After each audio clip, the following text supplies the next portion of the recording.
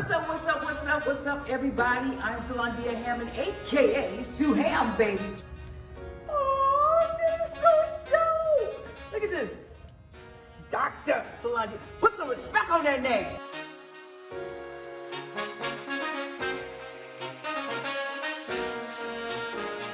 I love this. A seat at the table is a beautiful thing, you know, and it's all about how when you get at the seat at the table, you try to make impact. You bring about true transformation and impact when you're at the table.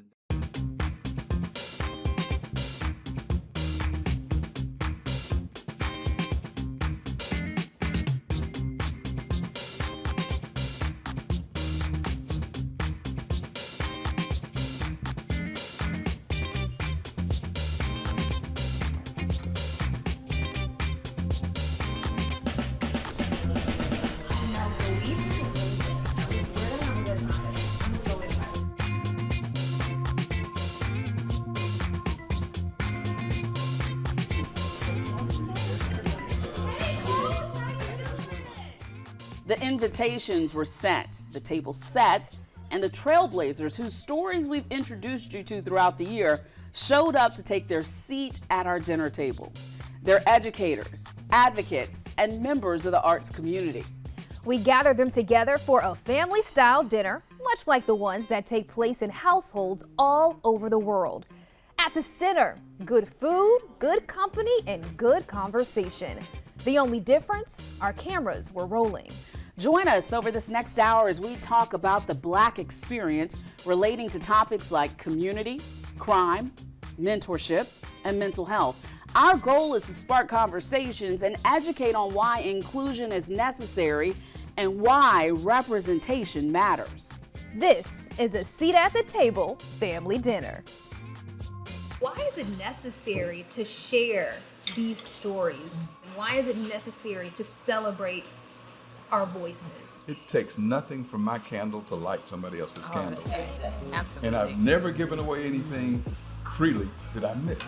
If I give it away freely, and particularly with employment, I have about 100 employees, and I always tell them, they get paid before I do.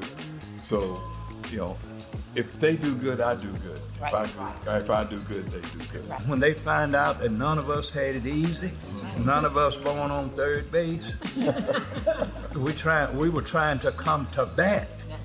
And some of them born on third base hasn't scored yet. I haven't, excuse me. I'm the second oldest person at this table. He's the oldest. We have made a lot of progress in South Carolina in the last 50 years or so. We need to preserve that for posterity. Yes. So in my down the hill years, my 83 years, I have taken it upon myself to try to preserve our gains, our failures, our progress. If we don't do it, somebody else is going to come along later on and half do it. And I can tell the resource. I worked in a man's world, and it was not easy. Being, I guess, one of 5 females working with about 1,000 men. It was not easy. You were told that you weren't going to succeed. And you know, they said that the scale of justice is supposed to be equal. Don't believe that. Because it moves every day. It goes up and down. And if you're not willing to try to be strong enough to balance your scale, then you're not going to succeed. And I can say one thing.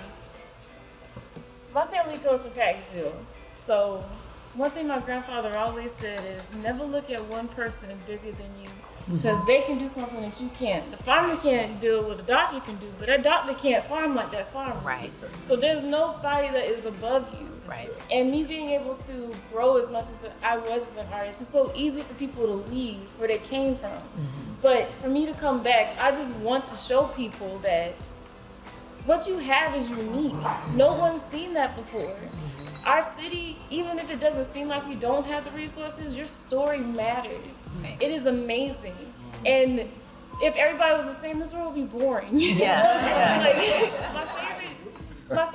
My mission statement is painting positive vibes on the canvas of life. You are your own canvas. You paint the colors with what you've been presented. Even if you don't think it's nothing, to somebody else, that could be the world. As a community, we have the responsibility to know that we can do anything if we set our minds to it. And as a community, even for me as a little girl, I didn't have nobody. And I wish I did.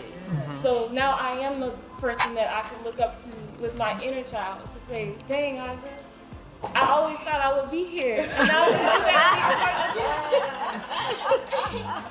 But now I can be that for somebody else's little girl. That's why I came home, because home is where I belong. And home is within you, but my community helped me get there. Even when I was working on the Black Wall Street mural, being up 800 feet in the sky, doing a mural by myself in under 3 weeks. I had little kids with their sketchbooks saying, Aja, look, you're a superhero. And I would drop down my scaffold and be like, nah, you were better than me at your age. And they take that with them. You never know how one conversation can change a life. Absolutely. So I'm thankful for that.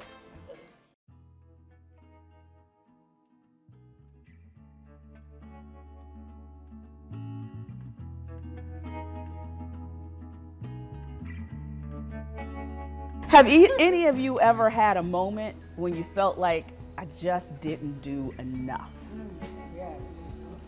Even sitting at this table, knowing all that you've accomplished. Yes. What was that I didn't do enough moment like? Only 21% of my guys had two parents in the home. Now let me say this, some of the single parent guys did better than the two parents. So you can't categorize them. That's true. But most of them needed a fatherly figure. And I've been a father to so many, and I do feel when something happens to one, I feel that I've fallen short. And most of them were from single, just mama, and they were able to. I was their father for 4 years. Some of them for 6. But every time one fails, I feel I take the blame for it. But right there to try and help out again. My father transitioned. My mother transitioned when I was 16. My grandmother. It's so many elders in my family that I never took advantage of literally learning who I am, my family tree. So it's going to be a lot of gaps in between. We're gonna have to transition. Okay, we're gonna just like 1,000 questions in a minute, all right? So we're gonna throw out topics and then y'all jump in and answer it. Politics. Whoa. You got one. We got one here. We're gonna volunteer him. Got to have a seat at the table, politically. When I got elected to the legislature, there were no blacks. There were no whites. We were the first 3 blacks to get elected. And we were treated like furniture. All the white legislators went the other way. But when they realized that our vote equaled their vote, you find one of them coming up beside you, Jim, can you co-sponsor this bill here with me? You know then that you are having input into what's going on. So you got to be at the table everywhere, whether it's the school board table, whether it's the legislature, whether it's the Congress, you've got to have a seat at the table. Otherwise, you become the menu. Right. Yes. How about this? I'll throw this word out. Education. Paramount. Absolutely. I think education is key, and we have to make sure that we are encouraging our young people to keep going, regardless of what mistakes they make. We cannot throw people away. I say that all the time at Piedmont Technical College, where I have the honor of serving as president. We cannot throw people away. Just because you made a mistake does not mean that's the end. Quite honestly, without education, folks are not going to get as far as they need to go in this world. You know, gone are the days really where you can be extremely successful without having some type of formal training. And so for me, I would say education, education, education. Don't stop. Don't stop. And my last point would be, that is why this seat at the table is important for me. Because I want young boys and girls to look at me and think, good grief, if she can do it. In some families, you might be the first generation of that. So you have to step out on the boat the first time yourself. And that is okay. That's all right. There are colleges, there are college presidents like me that want to show you where to go. Oftentimes we feel left behind because we don't know if they knew Darcy, they would do it. But they don't know. So we have to guide them in the direction that they need to go. Next up, I want to talk about crime. Specifically, and I know many of you have been following the headlines, and it breaks your heart just like it breaks mine, the violence among young people. Where do you think we're at?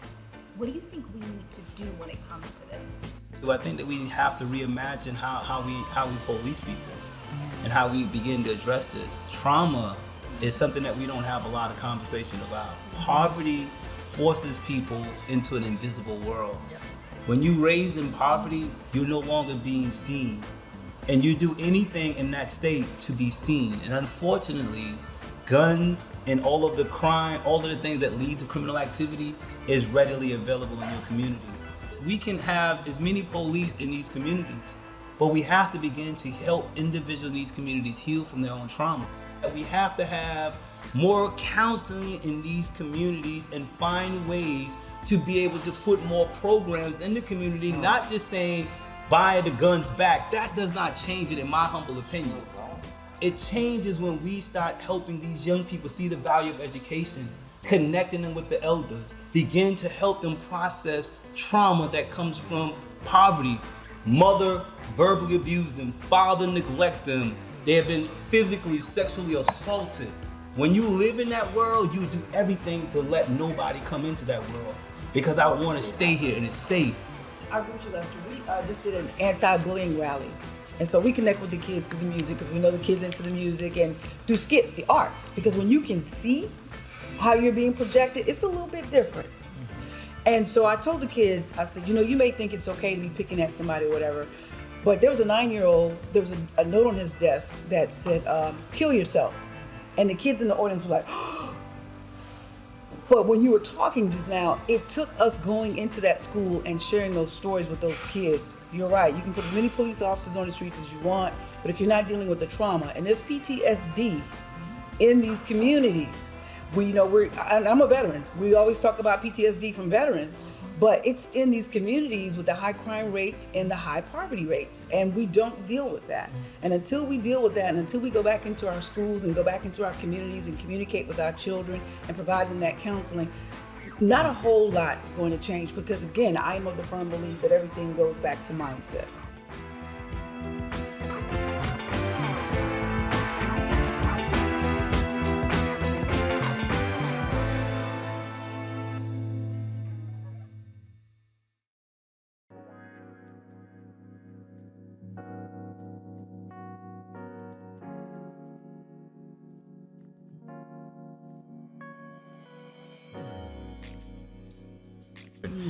We can go a long ways in our communities helping, but let the young people know that Beyonce and Michael Jordan and those are not your idols. Those are not your mentor.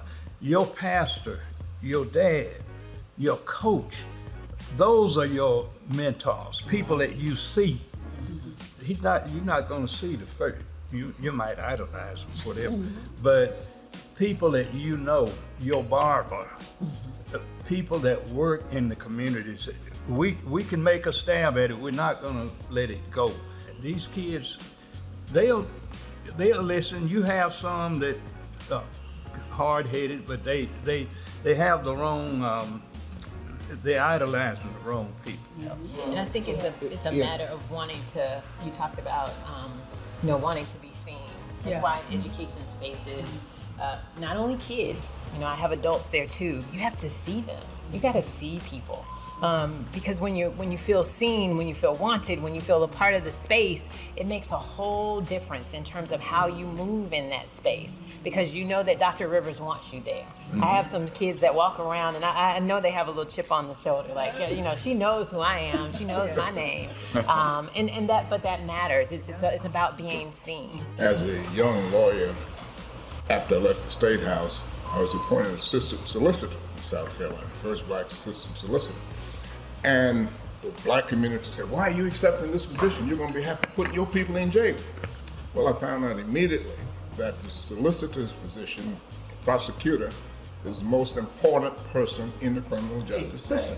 Because they make the decision of whether to try you or not to try you, or whether to put your case in the drawer and forget about it. And I did a lot of that and helped a lot of young men and counseled a lot of them because I was there and I could cut off that track from them going any further. We don't have enough of that today. We need enough solicitors, whether it's my color or other, but those who are more concerned about our young men than others. Yeah.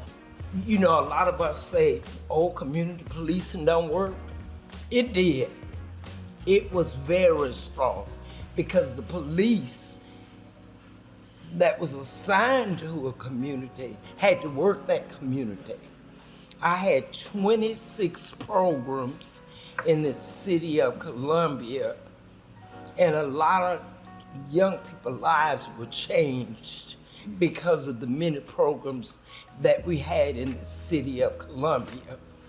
The thing that's happening now is you have so many young parents teaching their children to hate law enforcement, which is not good. They shouldn't tell their children to hate law enforcement or to run when you see them coming. My thing is, if children are into trouble, you tell the young men, comply, don't die. Because they run and they think everything is all right. But number one, you can't outrun the police. Right. Eventually you're gonna get caught. So you comply and don't die. Let the judge and the solicitor or whomever make decisions about how you're gonna fare in life. Okay, so the final topic that we're going to talk about, something I'm very passionate about, mental health. Yes. A lot of times in our community, it is put on the back burner. Mm-hmm. Let's talk about it. Let's dive in. The work that I do, while I work with survivors of sexual assault and domestic violence in Stockton in South Carolina, it really goes back to, you know, what Lester was saying, and I believe what she was saying down here at the end in regards to the trauma, but also, you know, we talk about PTSD, and my husband is still serving 18 years in the Army, but we also have to think about post-traumatic slave syndrome, and I don't know how many people may be aware of that, but understanding that, like, we were innately born with trauma in us. And so I think that we're finally getting to a place where because we are seeing more prominent people to begin to speak out, you know, and say, I think about people like Taraji P. Henson.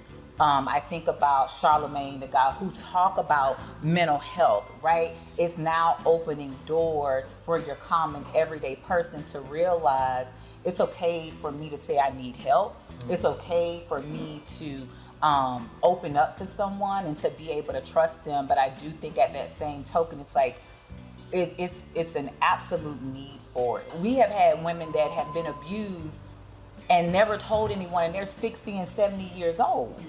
You understand? And so these are things that people have been caring for them because they were never taught that it was okay for them to talk about it. And so I think we just have to continue to be even more intentional, but also understanding that it's necessary for us as a people, because like you said, it's mindset in order for us to heal. Yeah, it has to make it accessible too. Yes, Like, absolutely. It has to be accessible.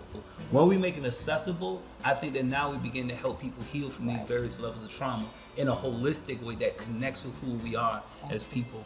One of the things that we do at Piedmont Tech is we do have free counseling because adverse childhood experiences, that's real.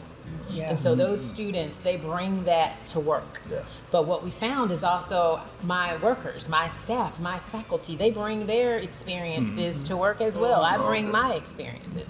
So we have free counseling for them. They are able to go to a counselor and none of that is ever reported back to me. That's something that they do individual, and we get 0 reports on that. Ironically, we did it mostly for our students, thinking that that would be a great thing, and we find that we have better numbers with faculty and staff needing the help. Yeah, you know, I would like to say, they say it jokingly that neurotics build castles in the sky and psychotics move into them. So you I didn't even hear them say that. That's the first time I heard that. both of them need help. But when Congressman Cliven does his Kanzata, and we have one in the upstate too, Dr. Lynn, when they are doing doing things like testing for diabetes, whatever, they always have someone there with numbers for the mental health part. We just have to keep encouraging people. Yeah. Because most of us, we're not the experts, but we certainly can.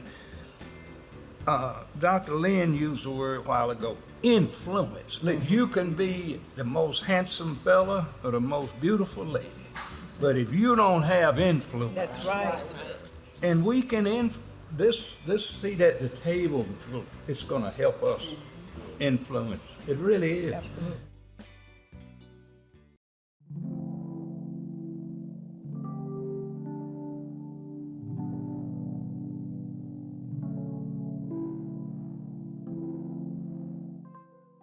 This seat at the table, it's going to help us influence. It really is. Absolutely. And yeah, things that used to bother me is everybody remembers Bull Street and its facilities. They're all closed down. It's new.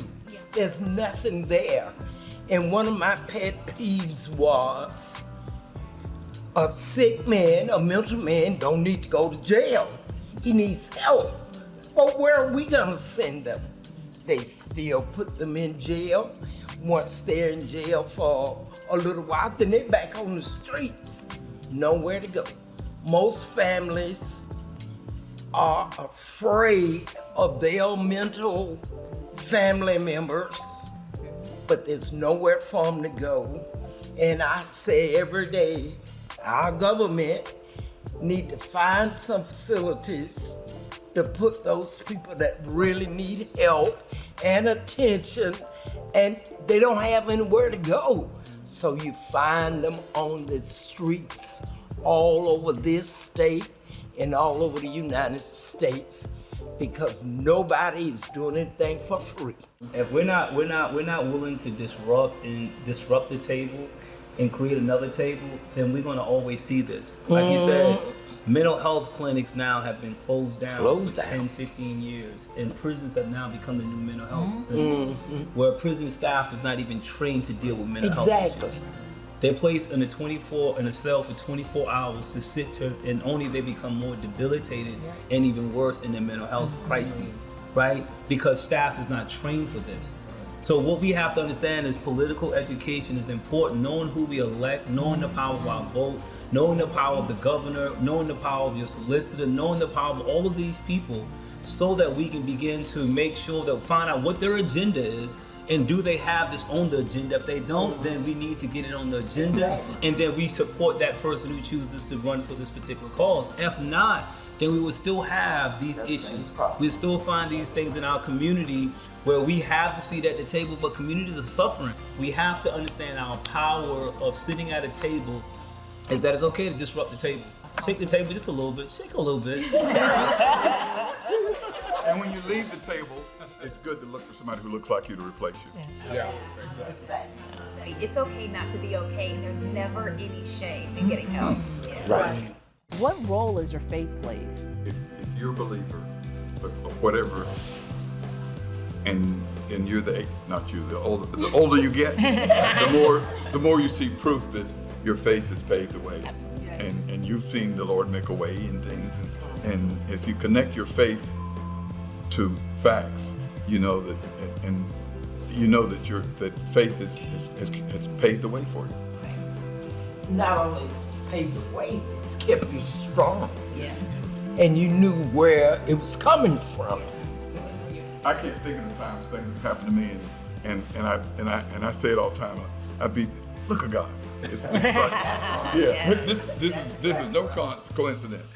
I would ask this question to Coach Jeffries as the senior member of this table. If you had one piece of advice by just 24 months, right? If you had one piece of advice you would give the youngest person who is sitting at the same table with you, with I, second youngest. So if you had one piece of advice you'd give Aja to the youngest, the oldest to the youngest, and then I'm gonna give the youngest to the oldest. Okay. I would think in life, first of all, you have faith, but be happy at what you're doing. All of mine, and hate to make myself part of it, but it's my experience that I'm trying to give. What you're doing now, the job you have now is the best job you ever had, and treat it that way. But people notice you when you don't think they are. You say, oh, I'm doing my paintings, I'm doing all of it, but no one knows. Yes, they are. You see that at the table, they know, they were noticing you. And what would you say, Aja, to Coach Jeffries? The greatest treasure you'll experience in life is the journey, not the destination. Because once you get there, it's time to keep moving. My grandfather always told me, and I carry this with me, is never fear death, because if you're living, when you die, it's just the end of your road for somebody else to keep continuing. I am at this table right now because I never let fear take advantage of any situation. No matter what anybody tells me, what their experiences don't match my new experiences. So never fear anything. Let's give everybody a round of applause. And as you all can see, you've been served with your champagne glasses. Every good dinner ends with a toast. Don't drink it, just put it up to your lips. I toast to many more open seats at tables just like this. I want to toast to servant leadership. Every single one of y'all, you're a servant leader. You are making a difference. You have changed lives, are continuing to change lives, and it has been our great honor to sit down and tell your stories. And so, as we raise our glass, here's to raising up the next generation of people who are creating a seat at the table. Come on, As we hear on any good Sunday, the Lord bless you, the Lord keep you, face shine upon you and bring you peace. And do the Lord's work in your community. Right. Exceedingly abundantly. To be the glory. Thank you. It's